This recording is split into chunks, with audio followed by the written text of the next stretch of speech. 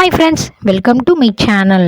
இன்றைக்கி நம்ம பேக்கரி ஸ்டைலில் சூப்பரான ஜூஸியான சாஃப்டான ஹனி கேக் தான் செய்ய போகிறோம்.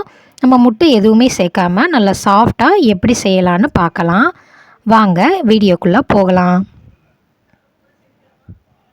இப்போ 1 கப் அளவுக்கு நல்லா புளிக்காத கெட்டி தயிர் எடுத்துருக்கிறேன்.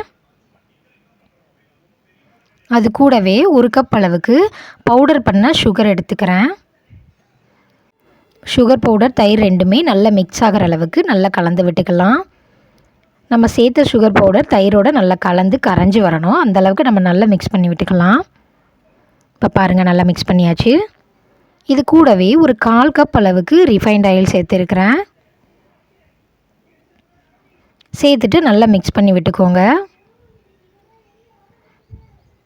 இப்போ பாருங்கள், நல்லா கலந்து விட்டாச்சு. இது கூடவே 2 கப் அளவுக்கு மைதா மாவு சேர்த்துருக்கிறேன். இப்போ 2 கப் சேர்த்தாச்சு. இது லைட்டாக இந்த மாதிரி கலந்து விட்டுக்கலாம்.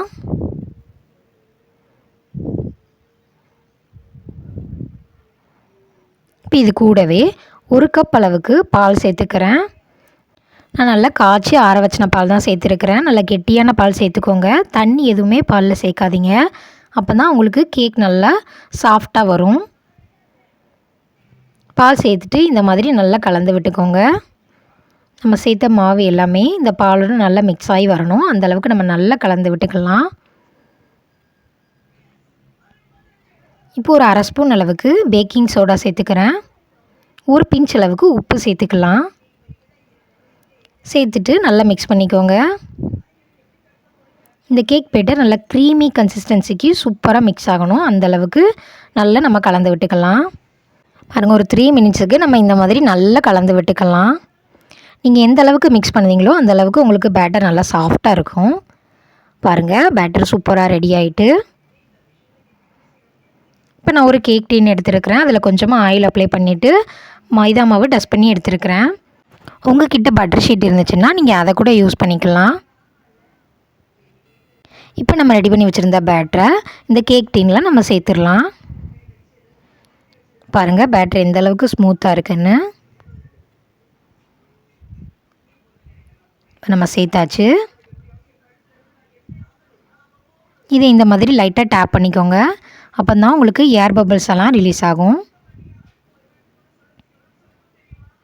இப்போ நான் குக்கரில் தான் வேக வைக்க போகிறேன். 10 நிமிஷத்துக்கு குக்கரை ப்ரீ ஹீட் பண்ணிட்டேன். அதில் நம்ம ரெடி பண்ணி வச்சுருந்த கேக் பேட்டரை சேர்த்துடலாம். இது ஒரு 40 மினிட்ஸுக்கு அப்படியே வேகட்டும். நீங்கள் குக்கரில் கேஸ்கட் விசில் எதுவுமே சேர்க்காமல் அப்படியே மூடி வச்சுருங்க. பாருங்கள், ஒரு 40 மினிட்ஸ் கழித்து உங்களுக்கு கேக் சூப்பராக ரெடி ஆகிருக்கு. இந்த மாதிரி ஒரு டூத்பிக் வச்சு செக் பண்ணி பாருங்கள். மாவு எதுவுமே இல்லாமல் சூப்பராக வெந்திருக்கு. இது நம்ம அடுப்பை ஆஃப் பண்ணி அப்படியே வச்சிடலாம். இப்போ நம்ம ஹனி சிரப் ரெடி பண்ணிக்கலாம். ஒரு 1/2 கப் அளவுக்கு சுகர் சேர்த்துக்கிறேன். அதுலேயே ஒரு 1/2 கப் அளவுக்கு தண்ணி சேர்த்துக்கிறேன்.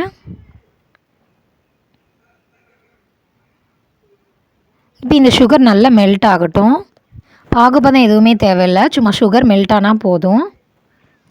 பாருங்கள், இப்போ நம்ம சேர்த்த சுகர் எல்லாமே நல்லா கரைஞ்சி வந்திருக்கு.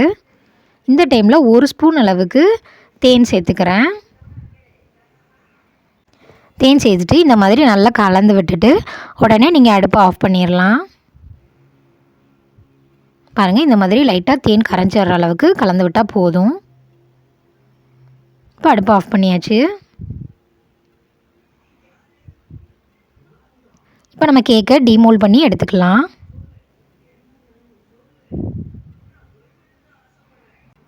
பாருங்கள் எவ்வளோ சாஃப்டாக இருக்குன்னு. இப்போ ஒரு ஃபோர்க்கை வச்சு இந்த மாதிரி லைட்டாக குத்தி விட்டுக்கோங்க. அப்போ தான் நம்ம சேர்த்த ஹனி சிரப் நல்லா ஃபுல்லாக இறங்கி சூப்பராக இருக்கும். உங்களுக்கு சாப்பிடும்போது நல்லா சாஃப்டாக ஜூஸியாக இருக்கும். இப்போ நம்ம ரெடி பண்ணி வச்சுருந்த ஹனி சிரப்பை இது மேலே அப்படியே அப்ளை பண்ணிக்கலாம்.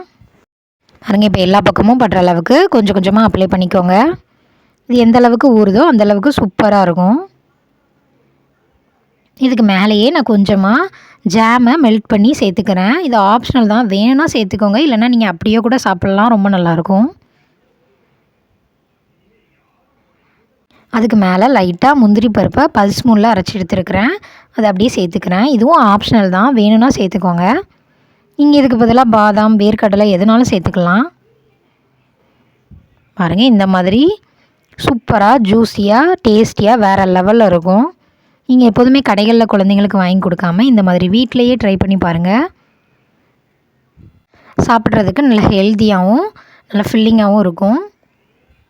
நீங்களும் உங்கள் வீட்டில் இந்த ரெசிப்பியை கண்டிப்பாக ட்ரை பண்ணி பார்த்துட்டு எப்படி இருந்துச்சுன்னு எனக்கு கமெண்டில் சொல்லுங்கள். தேங்க்யூ.